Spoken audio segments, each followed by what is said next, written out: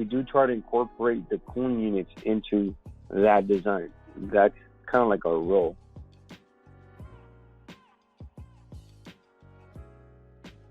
In this particular case, the wine cellar is almost in the middle of the house.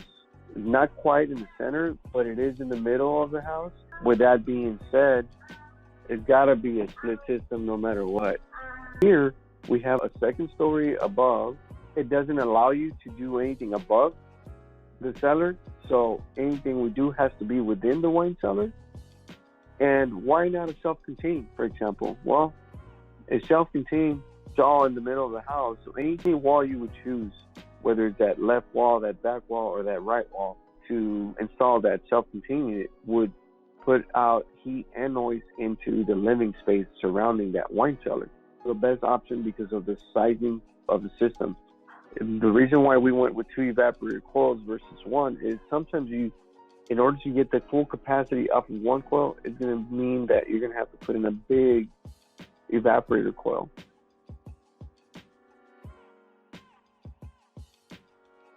This is an exterior picture of the concrete pad that the condensing unit will eventually sit in and live in on top of, right? It shows a line set coming off of the wall, which is the lines, the refrigeration lines that run from where the condensing unit will sit to the evaporator coil inside the wine cellar. Above the line set, there is a disconnect, what we call a disconnect switch, that will feed power to the condensing unit. Some cities require that there's a disconnect. Other cities are okay with the outlet. In this next picture, it shows the evaporator coil as it's already being mounted into the recessed soffit in the ceiling of the wine cellar. And in this particular case, this unit happens to be a CTI 35 evaporator coil. You can see this evaporator coil has 2 coils. The area that looks to be like a galvanized or stainless steel is the drain pan that sit right below where the evaporator coils are located. So any kind of condensation drips onto these pans and then eventually make way out through the primary drain, which is that little stub on that one left drain pan there. These particular units come with mini condensate pumps already from factory, but in this case, we took out mini condensate pump to be able to put in a gravity drain because the job allowed for us to be able to use a gravity drain. For the most part, when possible, that's our preference, is a gravity drain. When not possible, then we will definitely go into some kind of a pump, whether it's a mini condensate pump or a standard condensate pump. The purpose of these pumps is to basically remove any condensation. Now we go to the next image. The next image basically shows the condensing unit that I was referring to earlier. Now the process has begun. It's being sat on top of the concrete pad. There's another base between the actual unit itself and the concrete pad, which is that stainless steel base there. That stainless steel base is the platform for the enclosure, what we call the outdoor enclosure.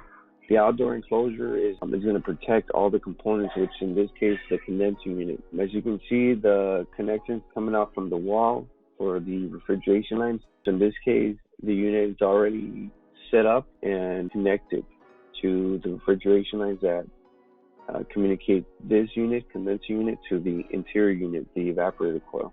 What he has also in this picture, I forgot to mention, is this tank right here. Is every installation, even though we soldered and brazed every point of copper when connecting these units, after we've done so, we pressurize the system with nitrogen, which is that tank you're looking at with that red hose and gauges right now in this image. Is basically they're getting ready to pressure test the system to make sure that we don't have any leaks. We pressurize our systems to 200 psi of nitrogen, and that's this image here that shows that we pressurized the system and we checked it. This other image is just showing the model number and serial numbers for warranty purposes. So now this shows the evaporator coil in the ceiling already installed. The lines over to the right hand side are the same lines that go from here, the evaporator coil. So again, the condensing unit outside. This is an access, what we call an access T. That there is an access port that allows us to check pressure here at the evaporator coil versus out there by the condensing unit. Why we do this in our particular installations is so that if we need to adjust the expansion valve, which is a component in here in the evaporator coil, we can do it without the need of going out there to the outside unit. It makes it easier for us during the installation process. So one extra step we'll take, to save us the extra work of going back and forth from inside and outside. But at the same time, we're reading accurate pressure because it's near the evaporator coil. Sometimes you'll get a pressure drop by the time you get from the coil to the condenser of about 1 to 3 pounds pressure drop. Why? Is because of the distance of the line set. So it won't always be accurate to read pressure out there versus reading the pressure here for the low side of the system. And here it shows the unit somewhat finished. It's still not complete, but in this case, it's pretty much almost complete. There's no electrical going still from the disconnect to the unit. So we still have to make up the power, and the lines are not insulated still. We still have to insulate the lines, which means on the inside of the unit, the lines are still not insulated as well.